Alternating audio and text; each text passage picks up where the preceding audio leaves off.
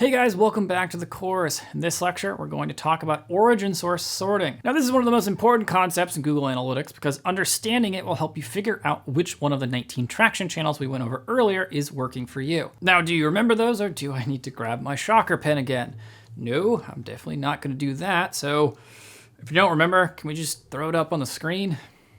Can we throw it up on the screen, please? Okay, thank you. So what exactly is origin source sorting? Well, that's where you figure out where your traffic originated from, hence origin source, and then you sort it so they aren't all lumped together in one giant masked anonymous group, like the band Slipknot. Luckily, we just learned about Google Analytics where we can do this relatively easily. And since we kind of blew right through it in the lecture, let's go into a little bit more detail. All right, so this should look a bit familiar. It's the audience overview screen that Google Analytics always starts on. When it comes to origin source sorting, we want to be in the acquisition section. There's the pie graph we saw before, and when we scroll down, we see bar graphs with the same information. Yay for graphs. The information on the overview screen is, well, basically just an overview. We're going to want to go a little deeper to learn more about where we're acquiring customers, which again is why we're in the acquisition section to begin with.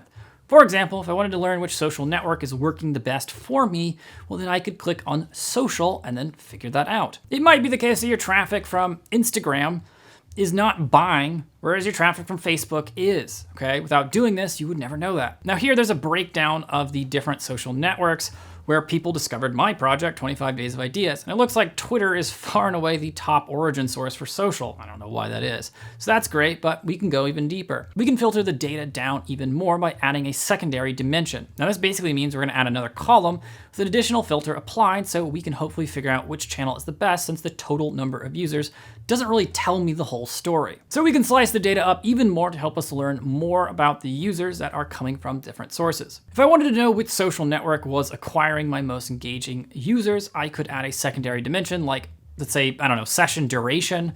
So then I could see how long the users stayed on my site before they left. And we see that some people immediately left at the sight of my face. I'm sorry. Now, some of these secondary dimensions are more useful than others, and some may even require exporting the data into a spreadsheet to really drill down on the information you're looking for.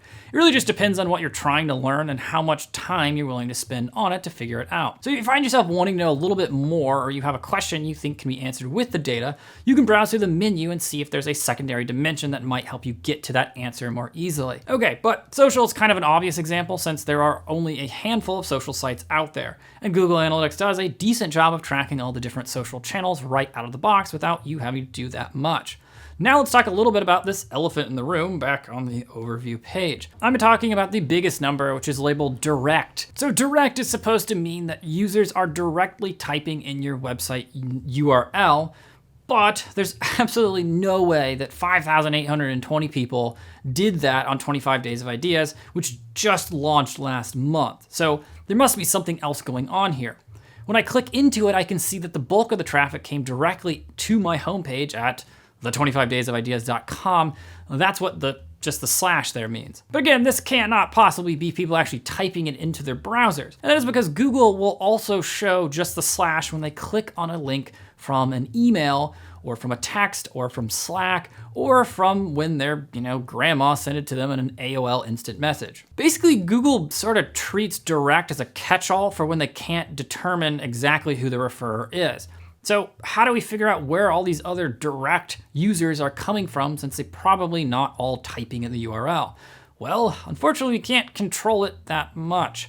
My best guess is that a large amount of them are coming from the daily emails that go out to users who subscribed. Now, if only there was a better way for me to track those users from the daily emails. Well, stay tuned to the next lecture. We talk about what I should have done better to help understand the people that are getting to my site. Okay, guys, I'll see you then.